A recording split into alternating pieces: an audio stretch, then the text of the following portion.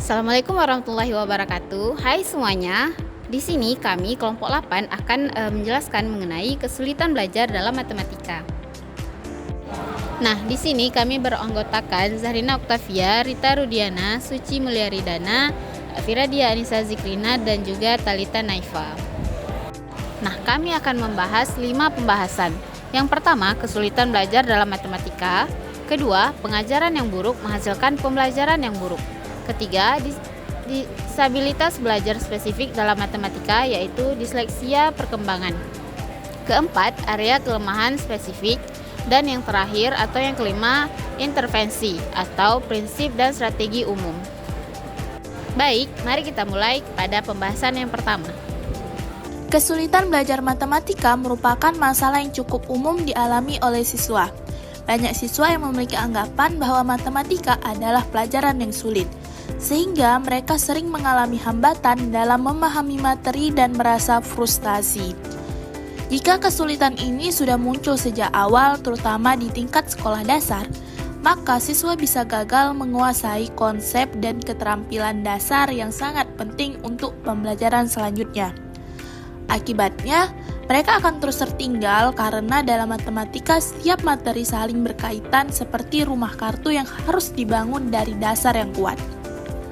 Selanjutnya, kegagalan yang terjadi berulang-ulang kali akan berdampak pada kondisi psikologis siswa. Mereka bisa merasa rendah diri, kehilangan kepercayaan diri, atau akhirnya kehilangan motivasi untuk bisa belajar kembali. Bahkan, di beberapa siswa mengalami apa yang disebut dengan ketidakberdayaan yang dipelajari, yaitu suatu kondisi di mana mereka merasa nggak mampu sejak awal dan akhirnya menyerah sebelum mencoba. Banyak siswa mengalami kesulitan berat dalam matematika. Namun, jumlah siswa yang berprestasi rendah sebenarnya jauh lebih banyak. Artinya, gak semua siswa yang nilainya rendah mengalami kesulitan dalam belajar atau kesulitan yang berat. Tetapi mereka tetap memiliki masalah seperti kurangnya percaya diri, sikap negatif terhadap matematika, dan kesulitan memahami materi yang diberikan.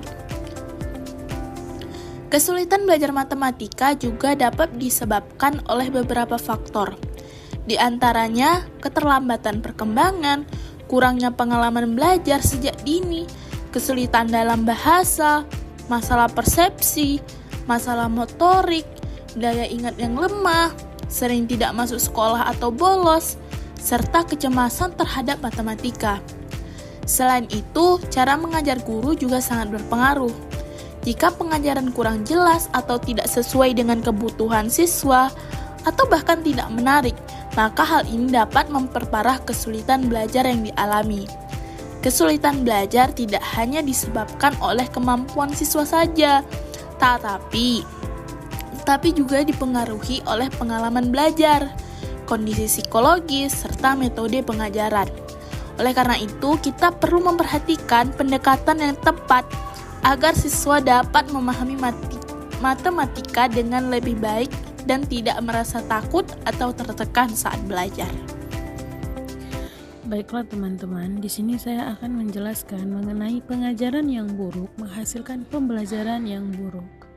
Nah, salah satu penyebab utama kesulitan belajar dalam matematika adalah pengajaran yang berkualitas rendah atau pengajaran yang tidak memperhatikan kebutuhan dan perbedaan individu siswa.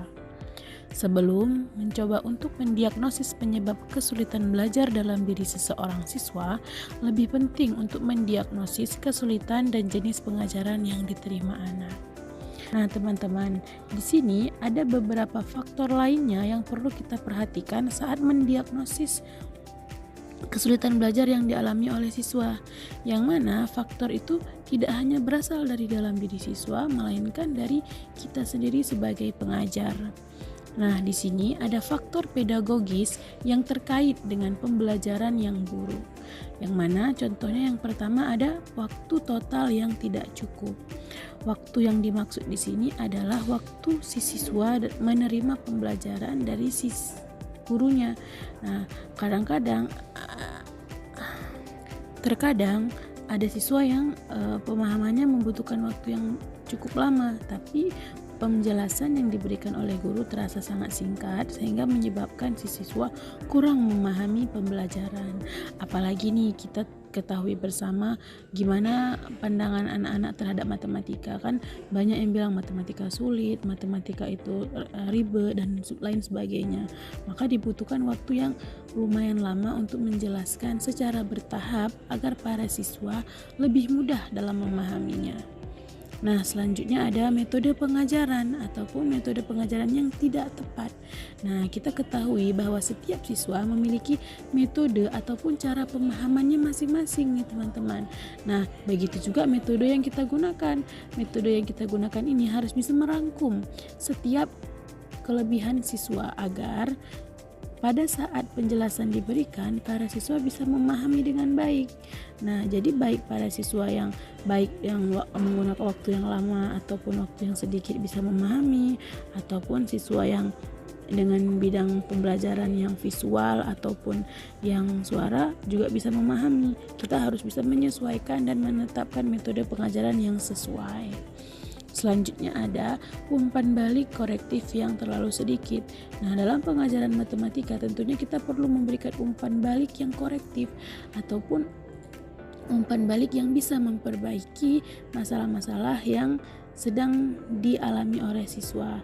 Nah, jadi pada saat pemberian soal ataupun pertanyaan-pertanyaan tentunya memiliki langkah-langkah dan akhirnya menemukan jawaban. Nah, dari situ si siswa ini perlu kita berikan umpan balik agar ia bisa mengetahui di mana salahnya. Selanjutnya apa yang harusnya ia lakukan kayak gitu. Nah, kalau umpan balik yang korektif ini sedikit dilakukan, siswa akan bertanya-tanya sehingga ia kebingungan dan menyebabkan kesulitan belajar. Nah, untuk yang selanjutnya ada penggunaan bahasa. Penggunaan bahasa oleh guru saat menjelaskan. Nah, kita sebagai guru harus bisa menggunakan bahasa yang mudah dipahami oleh siswa sehingga pada saat penjelasan siswa tidak lagi bingung dengan penjelasan kita, melainkan udah berfokus nih pada soal yang kita kerjakan, sehingga dengan fokusnya siswa itu tadi proses pembelajaran bisa lebih mudah dan lebih dipahami oleh siswa. Karena terkadang saat kita menggunakan kata-kata ataupun bahasa yang sulit dipahami, itu saja sudah membuat siswa kebingungan, apalagi harus mengaplikasikannya di dalam penyelesaian soal. Nah, yang terakhir ada tinjauan dan revisi yang dilakukan jarang. Nah, di sini tinjauan kita harus selalu meninjau bagaimana keadaan siswa, apakah ia sudah memahaminya, bagaimana keadaannya, apa yang sudah ia pahami, apa yang belum, di mana kendalanya. Hal-hal ini yang memungkinkan kita untuk nantinya merevisi apa-apa yang harusnya kita lakukan. Seperti kita bisa menetapkan metode yang tepat itu apa dengan melakukan revisi. Dengan kita melakukan revisi ini nantinya ke depannya. Baiklah teman-teman, itulah diantara beberapa faktor pedagogis yang bisa menyebabkan si siswa ini mengalami kesulitan belajar, terkhususnya dalam belajar matematika. Nah, masih banyak nih contoh-contoh lain seperti penggunaan angka-angka yang tidak berurutan ataupun urutan-urutan ataupun tahap-tahap pembelajaran yang kurang.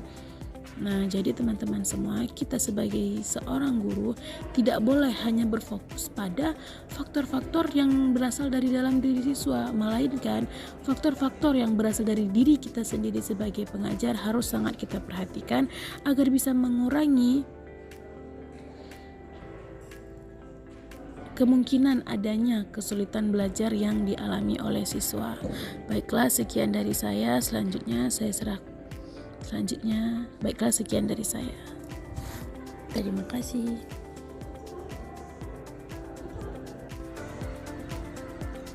Diskalkulia bukanlah sekedar kemampuan matematika yang rendah.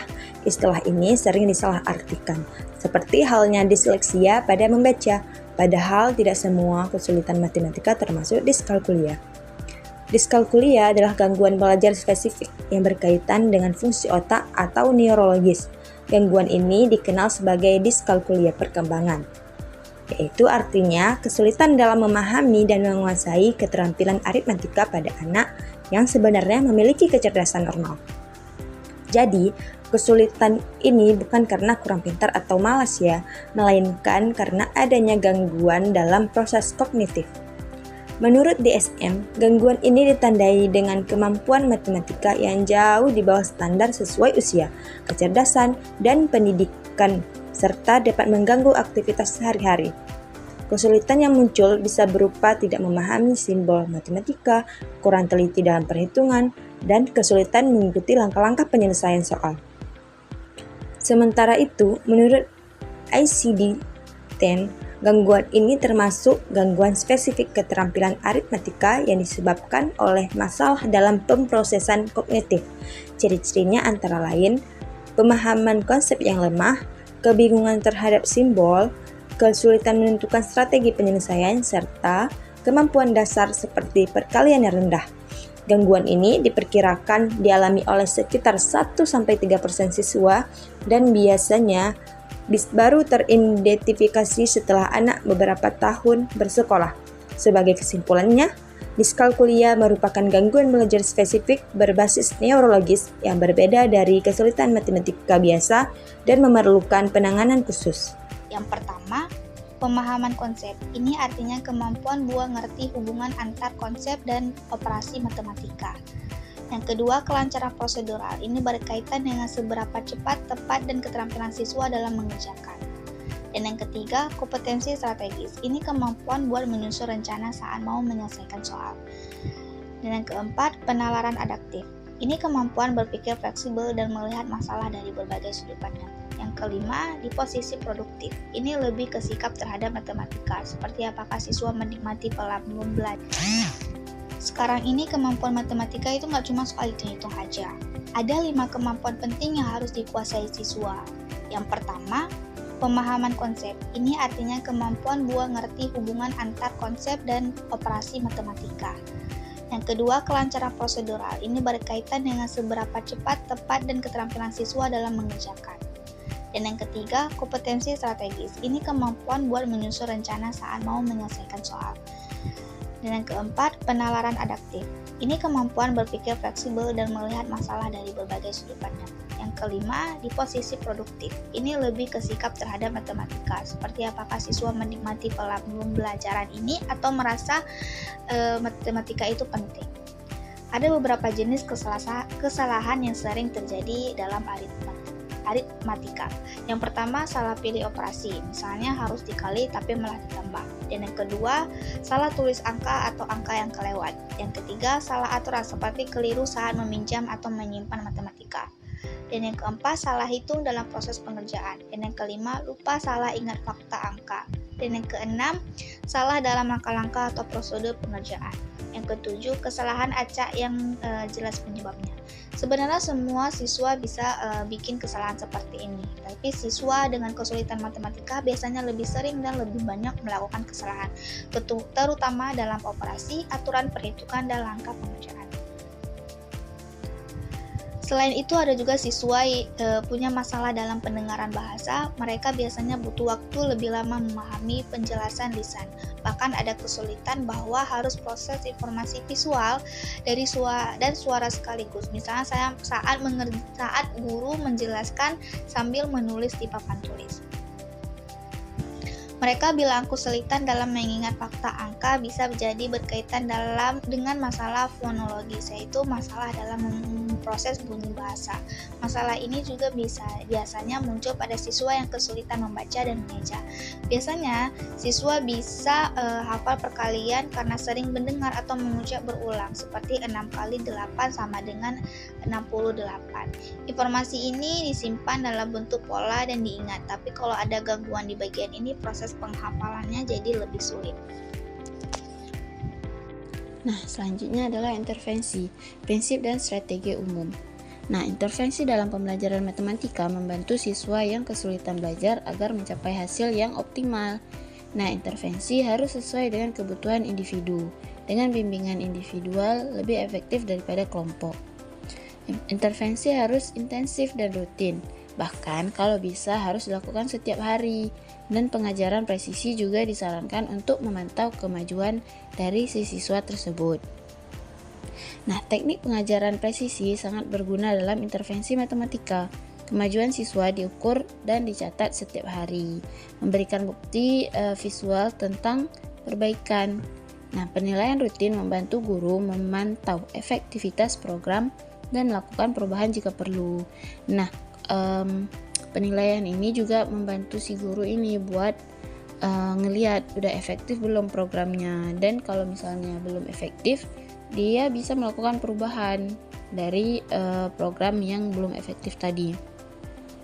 Nah, pengajaran ini memaksimalkan waktu bimbingan dan meningkatkan keterampilan komputasi dasar hingga tingkat otomatisasi tinggi. Nah, latihan berulang juga dapat menghasilkan perubahan struktural yang bertahan di otak. Nah, dalam pelaksanaan intervensi diperlukan strategi yang terstruktur untuk membantu siswa memahami materi sekaligus mengembangkan cara berpikir dan sikap belajar yang positif. Nah, ada 7 strategi yang dapat dilakukan. Yang pertama, memecah materi menjadi langkah kecil atau analisis tugas. Nah, yang kedua, menyederhanakan instruksi dan memeriksa pemahaman. Nah, kalau misalnya kita melakukan intervensi, alangkah lebih baiknya intervensinya itu dilakukan dengan cara kita ngomong ke siswanya itu dengan instruksi yang lebih sederhana agar siswanya nggak nanya berulang, siswanya jadi nggak kebingungan. Nah, jadi itu dapat membantu pembelajaran lebih efektif atau lebih baik. Nah, yang ketiga ada memberikan latihan rutin dan pengulangan. Nah, agar pembelajaran tersebut tersimpan atau melekat pada diri siswa, harus dilakukan latihan rutin dan pengulangan dari materi yang telah diberikan agar siswa tidak mudah lupa. Nah, yang keempat ada menggunakan media visual konkret dan teknologi pembelajaran. Nah, kan sekarang udah canggih ya, jadi bagusnya kalau kita memberikan pelajaran kepada siswa itu dengan menggunakan media baik seperti PPT atau sesuatu yang menarik agar si siswa tidak cepat bosan. Nah, yang kelima ada mendorong kerjasama dan memantau perkembangan siswa. Nah, terkadang kerjasama itu membantu siswa agar belajarnya itu lebih asik karena dia belajar bareng sama teman-temannya, jadi akan lebih bagus dalam pengembangan pembelajaran tersebut. Nah, yang keenam ada mengajarkan strategi berpikir dan langkah sistematis seperti REF-CCC. Nah, yang ketujuh ada melatih fokus, kemandirian, serta membangun sikap positif terhadap matematika melalui motivasi dan umpan balik. Nah, tadi kan ada dijelaskan mengenai strategi berpikir dan langkah sistematis seperti REF-CCC. Nah, menurut buku yang kami baca, REF-CCC itu merupakan salah satu dari banyak strategi pemecahan masalah yang dapat digunakan di dalam matematika. Nah, untuk penjelasannya kan ada REF-CCC itu merupakan kumpulan dari huruf-huruf. Nah, dari RAVI. Kalau R itu artinya bacalah masalah kita dengan cermat. A, perhatikan kata-kata yang mungkin menunjukkan proses yang diperlukan. V, visualisasikan seperti apa masalah tersebut. I, perkirakan jawaban yang mungkin. Nah, untuk CCC-nya itu artinya C, pilih angka dan proses yang sesuai. C lagi, hitung dengan hati-hati, dan C yang terakhir periksa hasilnya terhadap perkiraan. Nah, jadi strategi ini dapat membantu siswa lebih mudah dalam memecahkan masalah matematika atau dalam menyelesaikan tugas-tugas matematika yang akan diberikan oleh gurunya. Nah, teman-teman, terima kasih sudah mendengarkan dan juga menyimak video yang telah kami buat. Sekian presentasi video kami. Jika ada kata yang salah, kami mohon maaf. Kami akhiri. Wassalamualaikum warahmatullahi wabarakatuh. Bye-bye.